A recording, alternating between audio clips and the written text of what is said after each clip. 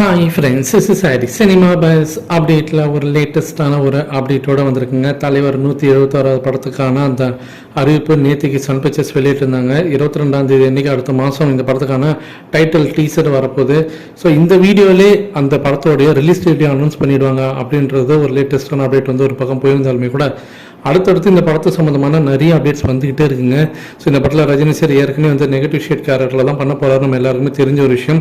அது இல்லாமல் இந்த படம் வந்து டைம் ட்ராவல் சம்மந்தமாக இருக்குமா அப்படின்ற ஒரு கேள்விக்குறி தான் இப்போ எல்லாரோடைய மனசுலையும் எழுதுன்னு இருக்குது அப்படின்னு சொல்லணும்.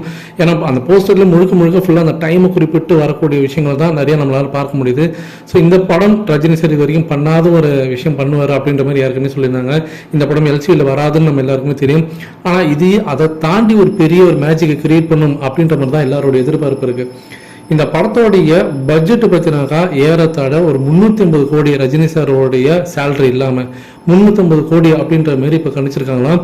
ஸோ இது வந்து சன் பிக்சர்ஸ் கேட்கும்போது ஏன் இன்னும் கொஞ்சம் நிறையா நீங்கள் செய்யலாமே, தலைவர் படம் தாராளமாக செலவு பண்ணலாம், நீங்கள் அதுவும் பார்த்தினாக்கா எந்த அளவுக்கு வந்து நீங்கள் அது பெருசாக ஸ்கேலோட அதை கொண்டு போகிறீங்களோ அந்த அளவுக்கு நம்ம வந்து பட்ஜெட் வந்து நாங்கள் தரோம், ஒன்றும் பிரச்சனை இல்லை, நீங்கள் வந்து தயக்கம் காட்ட வேண்டாம், உங்களோட முந்தைய படம் வந்து ஃப்ளாப் ஆகிடுச்சு அப்படின்றதுக்காக இந்த படத்தை வந்து ஒரு பட்ஜெட்குள்ளே சுருக்கணும்னு நீங்கள் நினைக்க வேண்டாம், உங்களுக்கு எவ்வளோ தேவையோ நீங்கள் கேளுங்க அப்படின் போது இல்லை இந்த படம் வந்து 350 கோடி தான் பட்ஜெட்டு, ஸோ அதில் எந்த மாற்று கருத்தும் இல்லை அப்படின்ற மாதிரி லோகேஷ் கனகராஜ் அவர்கள் சொல்லிட்டாராம். அதில் சன் பிக்சர்ஸ் இன்னும் ஹாப்பி ஆகிட்டாங்க. ஸோ கம்மியான ஒரு ப்ரொடக்ஷன் இதில் வந்து இந்த படத்தை முடிச்சிடலாம், அப்போ இன்னும் உங்களுக்கு சந்தோஷம். அடுத்தது ரஜினி சாரோட சேலரி, அவருக்கு இந்த படத்துக்கு எவ்வளோ சேலரி தரப்போகிறாங்க அப்படின்னு பார்த்தீங்கன்னாக்கா இது வரைக்கும் நம்ம இந்திய சினிமாவில் யாருக்கும் தராத அளவுக்கு ஒரு பெரிய சேலரி தரப்போகிறாங்க. ஆனால் இப்போதைக்கு சேலரி அவங்க ஃபிக்ஸ் பண்ணலை.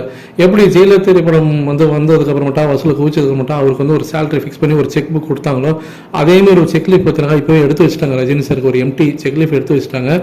படம் வந்ததுக்கு அப்புறமேட்டா எந்த அளவுக்கு வசூல் குவிக்குது, எந்த அளவுக்கு அது பெரிய ஒரு என்ன சொல்கிறது ஆஃப்டர் த ரிலீஸ் எந்த அளவுக்கு அது பெருசாக அந்த படம் போகுதுன்றதை பொறுத்து அவருடைய சம்பளத்தை கொடுத்துக்கலாம், இன்னும் கூட அதிகரித்து கொடுக்கலாம், ஜெயிலர் தந்ததை விட இன்னும் அதிகமாக தரலாம் அப்படின்னு பார்க்கும்போது ஏறத்தாழ ஒரு 250 கோடி வரைக்கும் போகும் அப்படின்ற மாதிரி சொல்கிறாங்க இப்போவே கணிச்சு எல்லாருமே. அப்படி பார்க்கும்போது இந்திய சினிமாலே 250 கோடி சேலரி வாங்கக்கூடிய ஒரே நடிகராக ரஜினி சார் தான் இருப்பார். இருந்தாலுமே ரஜினி சார் வந்து படம் வரட்டும் நம்ம பார்த்துக்கலாம் அப்படின்ற மாதிரி வச்சிருக்காராம்.